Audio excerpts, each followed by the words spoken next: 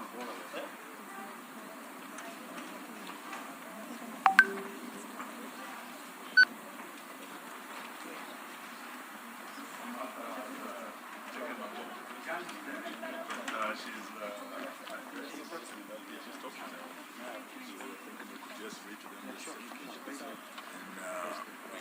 invite you and JB to make a few comments. Yes. JB's coming. Yes. So you let us know when you are ready.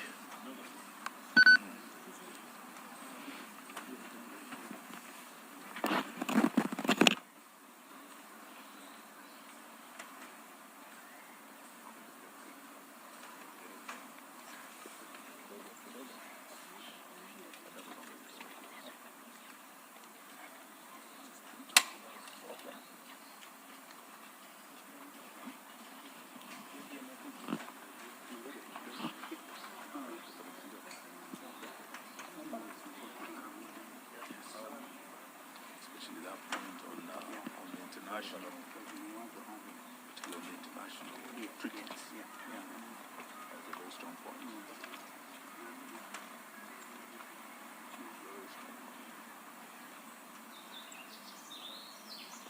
Someone was enjoying me.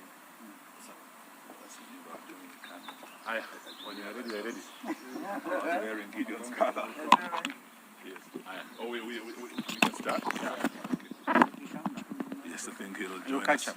So thank you very much, ladies and gentlemen of the press. We have a press statement here by the United Opposition on the escalating human rights violations and political intolerance in Kenya and the region. We, the United Opposition, stand before the people of Kenya and the international community, gravely alarmed by the heightened descent of our beloved nation into a state of repression, lawlessness, and political persecution. Despite our persistent calls to end arbitrary arrests, abductions, gross violation of human rights, and extrajudicial killings, the Ruto administration seems to be on a race to the bottom, that is to anarchy. In recent days, the country has been plunged into a disturbing pattern of political repression and targeted violence. Most shocking was the brazen abduction of the Honorable Member of Parliament for Juja constituency, the Honorable George Koimburi, whom we have visited this morning, and who was forcefully taken by unidentified assailants on a Sunday. He had gone to church, only to be later found tortured and dumped in a coffee plantation somewhere in Kiambu, literally fighting for his life. The horrifying incident is not isolated. It's part of a chilling trend where elected leaders and citizens, particularly Gen Zs, aligned with the opposition, are being systematically targeted to silence any dissent against this regime. In Kakamega, what was meant to be a peaceful homecoming for our colleague, Honorable Cleophas Malala and the supporters of the DCP party, was quickly turned into a war zone as police deployed excessive force, including live ammunition, to disperse opposition supporters. A few days before, the same cruel pattern faced innocent, peaceful citizens in Bungoma protesting against the grabbing of the Nzoia Sugar Company. This use of disproportionate force on unarmed civilians is not only unlawful, but represents a dangerous erosion of the right to assemble as enshrined in Article 37 of the Constitution of Kenya. Moreover, we have repeatedly raised the alarm over the state-enabled culture of impunity, where political hooligans are mobilized to disrupt opposition events violently. These criminal gangs operate openly, often shielded or even escorted by state security forces. From Busia to Kisumu, Nairobi to Nyeri, opposition meetings have been ambushed, tents destroyed, sound systems and cars vandalized, and citizens assaulted. While the police stand by, or worse, collaborate in this chaos, this is no doubt a state-sponsored political terrorism. We also condemn, in the strongest terms possible, the murder of 2 Catholic priests, Father John Minor, who had just recently hosted the second deputy president. We also condemn the death and murder of Father Alois Cheriot Bet, who had also been paid a visit by DCI officers, only to be murdered shortly thereafter. We are in solidarity with the Catholic Church in demand for justice and holding to account those responsible for these heinous crimes. These violations are not only gross violation of the Kenyan Constitution, but also a violation of the African Charter on Human and People's Rights and other international rights statutes, including the Universal Declaration of Human Rights 1948, to which Kenya is a signatory, the International Convention on Civil and Political Rights, ratified by Kenya as far back as 1972, the African Charter on Human and People's Rights, which enshrines the right to liberty, assembly, and freedom of expression. These legally binding instruments obligate the state to protect, not to persecute, any of its citizens without exception. We are deeply disturbed by the growing role of private sector enablers in this crackdown. We call out telecommunication companies, in particular Safaricom, which may have turned a blind eye, or worse, actively collaborated with the regime in surveilling, tracing, aiding, and abducting of these citizens. We demand that they publicly account for the data they provide to security agencies and affirm their commitment to protecting the rights and privacy of their customers. We equally put on notice all political and business elites, those who fund the goon squads, those who lobby for the maintenance of tyranny, and those in the diplomatic community who remain silent as Kenya burns. History will remember your complicity. To the Kenyan people, we say, do not be silenced. The repression we face today is not just about politics. It's about the very soul of our nation. When voices are muted through fear, when leaders are abducted in broad daylight, and when bullets are fired at peaceful gatherings, the silence of one becomes the silence of all. We urge every citizen, civil society groups, religious leaders, and international allies to stand in solidarity with us in demanding, 1, an immediate cessation of politically motivated violence and abductions, enforced disappearances, and extrajudicial killings. 2, accountability for the telecos and private actors enabling illegal surveillance, tracking, and data breaches. 3, an end to state-backed disruption of peaceful political assemblies. 4, the protection of constitutional rights, including the freedom of assembly, association, expression, and political participation. We would like to remind Mr. Ruto that he is not immune from prosecution for crimes against humanity, which includes abductions, torture, enforced disappearances, murders, gender-based violence, and other crimes. This is not a partisan issue. It's a matter of a national concern and international concern as well. In fact, we want to declare it a national emergency.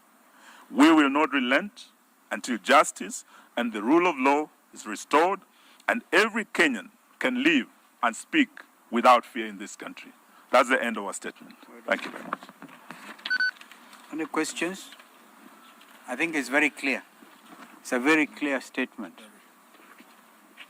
In fact, if we just carry it as it is, none of us here, because it's what we have discussed this morning, and those of us who have mothers just been here, Rigi G sent his apology. In fact, he was also here last night, and all the other friends are in solidarity with this statement.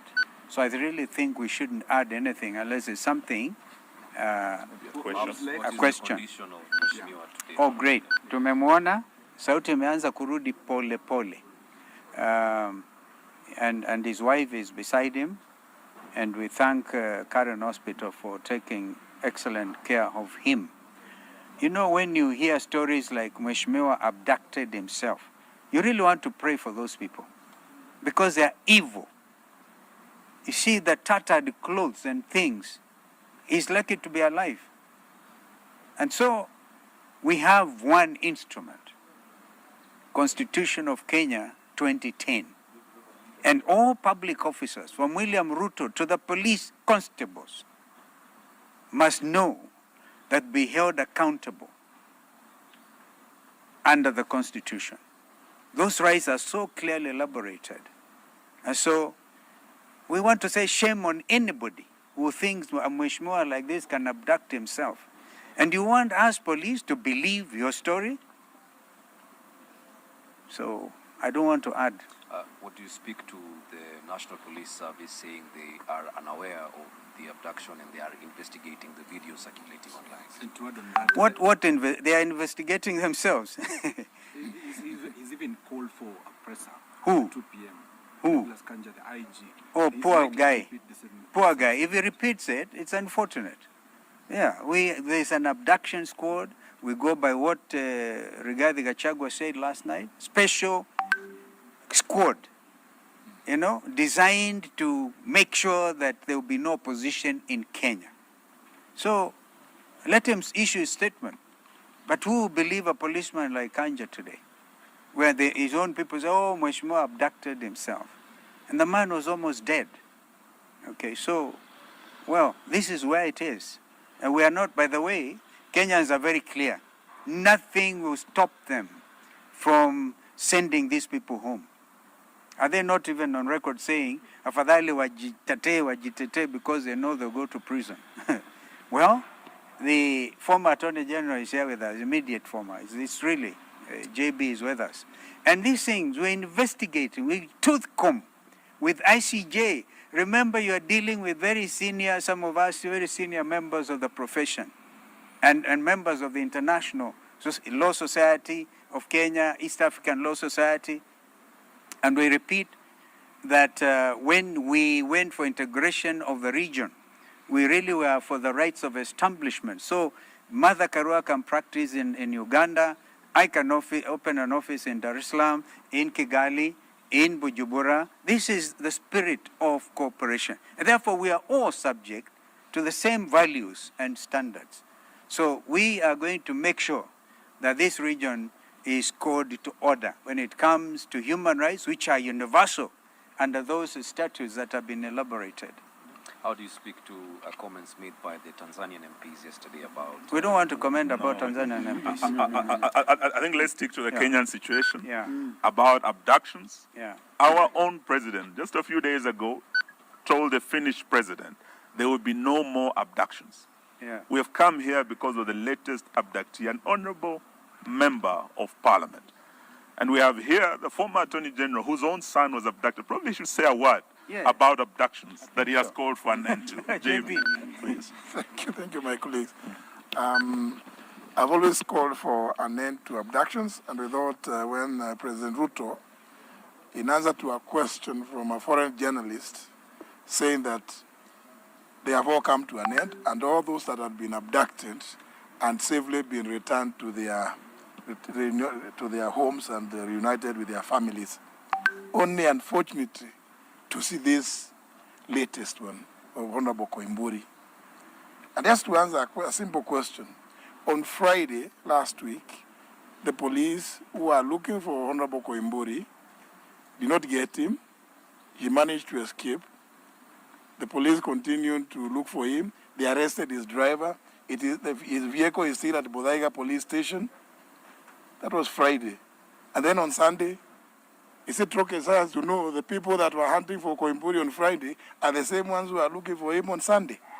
It's a simple thing. So, IG Kaja, please, you can tell that story to the bands, not to Kenyans. It doesn't make sense. Abductions and all forms of extrajudicial processes must come to an end in this country. Thank you. Thank you, ma'am. Former Speaker of the National Assembly, what is the silence? We are not getting getting anything from Parliament, the current speaker. Current Parliament. It was. I'm told they are resuming their sitting today. That is the National Assembly. So let me not say beyond that, but Kenyans are watching very carefully what Parliament is doing. And just to ask you a question.